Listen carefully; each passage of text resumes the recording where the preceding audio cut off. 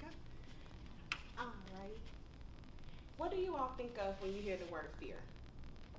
Do you think of snakes, planes? Does anybody think of public speaking? Yeah. Good evening, ladies and gentlemen. I'm LaTanya White, an entrepreneur, educator, coach, and mentor. And in my line of work, I usually hear the word fear in the context of people wanting to start a business. As an entrepreneur, I have developed a business that serves the hospitality industry. I have served as a museum management professional. I worked in professional sales for 5 years.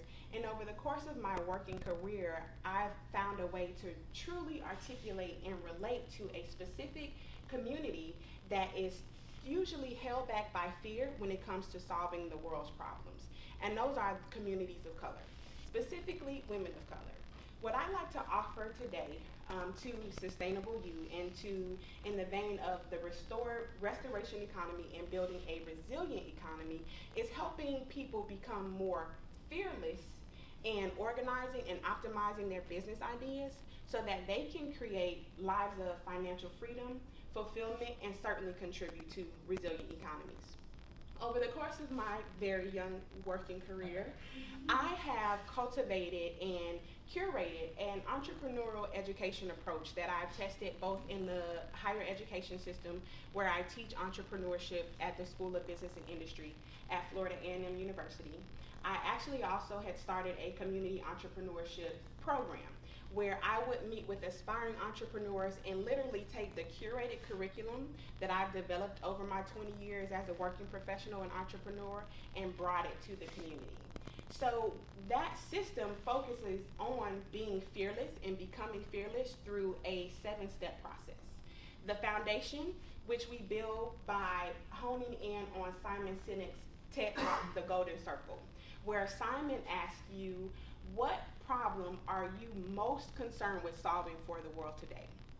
So being an inspired business leader is the leader that inspires people to action. Your customers, your competitors, and even your internal staff. So making sure that our foundation is in the right place as we work to solve the world's problems is the first step in becoming fearless. Next, we evaluate who our competitors are. We evaluate the services that we offer to the world and the value that we offer, but also how do our customers perceive the value that we offer?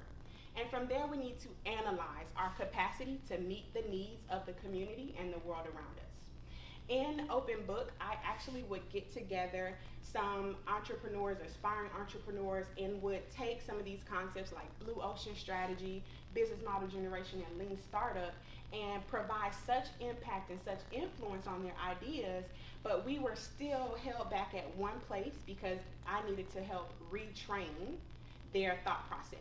What's your relationship with money? How do you perceive your value to the world? What do you think your contribution to the economy, the global economy, and a resilient economy is? And it wasn't until I found the chance to connect one-on-one with people to help retrain them and help expose them to these concepts like passive income and generating revenue from what you know instead of what you have to physically be present to do. So once we have those things, we can start to leverage efficient systems. And the value that we offer is limited by the access that the world has to us.